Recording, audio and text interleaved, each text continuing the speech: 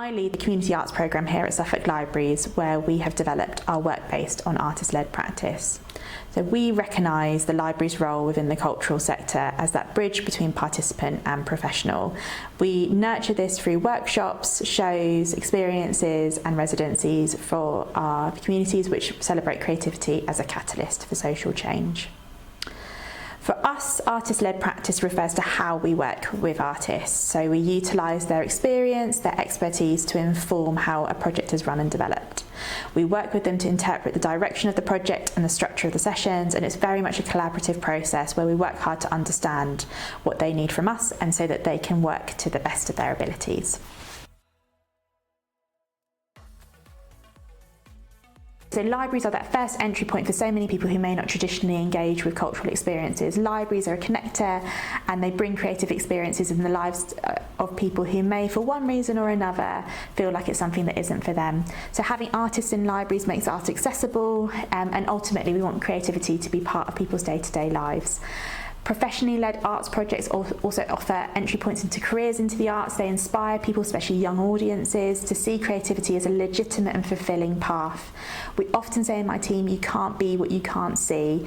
And if children, teens, adults are introduced to professional artists, it demystifies creative experiences and it becomes something that they might want to pursue as a career or a hobby in the future. Also, art is a great way in for topics and themes that sort of draw on opportunities outside of literature and books. A participant may see a stunning mural in a library that sparks their curiosity to later pick up a paintbrush for the first time. Also, working with artists helps us to hold space for our community stories. At Ipswich Library, when we hosted the Beyond the Baseline exhibition from the British Library for 500 years of Black British music, we connected with Aspire Black Suffolk, who led on the creative direction of the project, and this ensured our response was authentic and reflective of the communities we served, and customers could see themselves in the library space, fostering a sense of belonging and pride.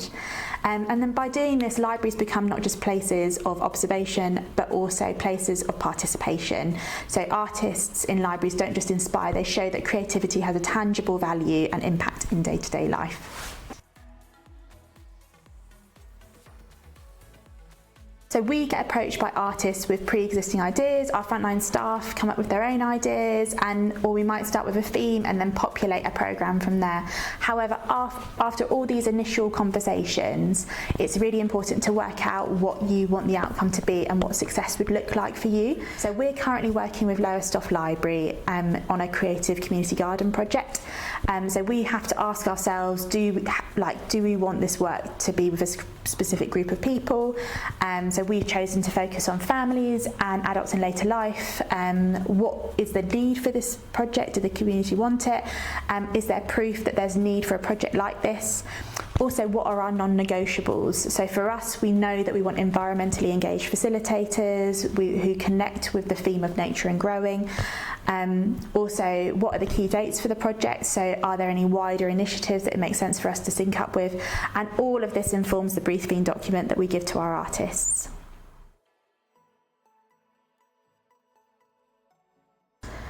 So when commissioning artists, we work out whether it's one of three types of projects. So do we want them to do a specific thing? Do we want them to surprise us? Or do we want something pre-made and kind of off the shelf? When we have a specific thing that we would like an artist to develop, we try to include as much detail as possible for the artist brief. So we give examples of what we've seen before that we like, and essentially our job is to be as transparent as possible, and really be clear about where there's opportunity for influence and creativity.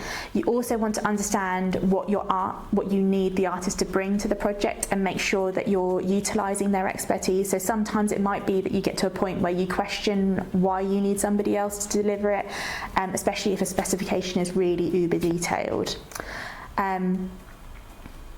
So when we ask an artist to surprise us, we tend to use this approach for residencies. So we set a proposal, we highlight the outcomes and what we need them to achieve, the budget available, and we see what the artists come back with. We have to be mindful of the amount of effort that we're asking the artists to put in to apply for this work, and make sure that it's proportionate to the opportunity. And with this approach, the ambition is that we will be working really, really closely with the artist to unpick a need or a challenge together. So what could a contemporary storytelling offer look like in a library, or what role should libraries take in environmental action? And in this scenario, we would also want to fully utilise them as a creative thinker. And all of these approaches, we're really open with the artists about the creative challenges of working in libraries, so that we can plan collaboratively and basically unpick things together before they happen. So libraries are an essential point into creativity, places where imagination meets opportunity. Investing in professional artists helps libraries do what they do best: ignite curiosity, empower exploration and connect communities. And by commissioning professional artists, libraries transform into living, breathing centres of creative experiences, and they inspire people to see art as accessible, meaningful and achievable.